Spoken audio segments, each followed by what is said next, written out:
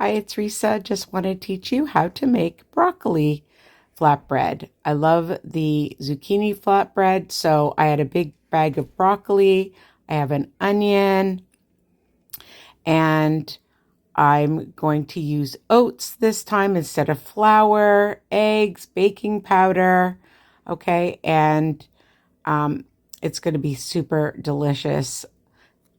I know it because I love the zucchini. So, I just added a bunch to the food processor. Make sure you don't add too much because you want to make sure it blends really well and that it looks like broccoli rice almost, just like cauliflower rice. So I'm going to add that to a nice size bowl, but it doesn't make that much. So I decided that I need to add more. And it came out to about 4 cups. Again, I don't really measure when I'm cooking. You can just add as much as you want, all right? It won't matter, honestly. And just put it through your Cuisinart and add the second batch to your bowl, all right? So it's in the bowl. You can see that it's just little pieces. And now I'm just going to add my onion in the same Cuisinart because you do not need to clean it since you're making it with the same ingredients, right? So blend that baby up. Make sure that it's really, really small pieces. You don't want to be eating chunks of onion. If you don't like onion, my recipes are versatile, so you can use an onion or not, or a different kind of onion, and then add that to your broccoli slaw. All right, now about a half a teaspoon of baking powder.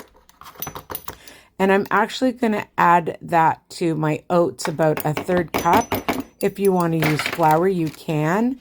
But I decided I wanted to use oats instead this time. Why not? And blend it up to make oat flour. It's very cheap to just make your own oat flour. Don't buy it. It's way more expensive. It literally took seconds. 2 eggs, whisk them up. Whisk, whisk, whisk. All right. And of course, we're going to add the eggs next, and then you're going to mix it up. Incorporate your ingredients, of course, and spices, of course, garlic, onion powder, salt and pepper, some thyme and rosemary. Now, if there are other spices or herbs that you like, again, I don't measure. Add what you like, okay? And don't add too much. It could be too powerful. And some red hot sauce. I like a little bit of a zip. Again, my recipes are versatile. Add what you like and mix it up. Now I'm going to add my oat flour with the baking powder, okay? Just so that it all incorporates and sticks together. So we're going to mix that up. We're taking a medium cookie sheet with some parchment paper.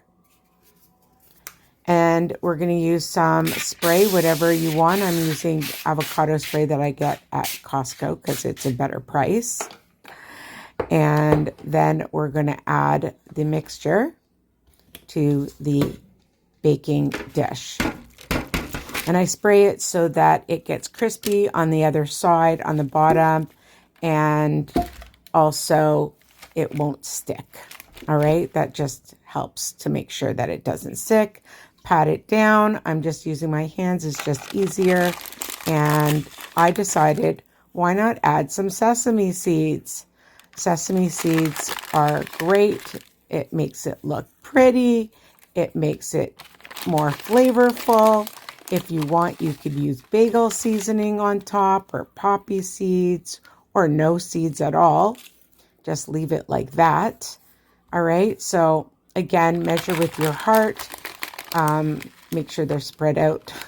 I'm just like pushing it on. So I'm just going to sprinkle a little bit over there and there. Make sure it's spread evenly. All right. And now we're going to put it in the oven. So I'm putting it on convection at 375. You can bake it at 400. When you do convection, it's 25 degrees less for about 45 minutes. You can see I made a banana bread. I had extra bananas. There it is. So yummy. I wanted something. Why not? And here it is. So if you want to keep it in longer, you can see the sides are nice and crispy. And you can eat it right away, or you can wait. I'm going to taste it now. So excited. Because I know, ooh, nice and crispy on the other side. And here I am after work making this. Ooh, it is really yummy. So delicious. Like I said, versatile. Add what you like, okay? And Whiskey. Look at this cat. He's so cute. He was just watching me the whole time.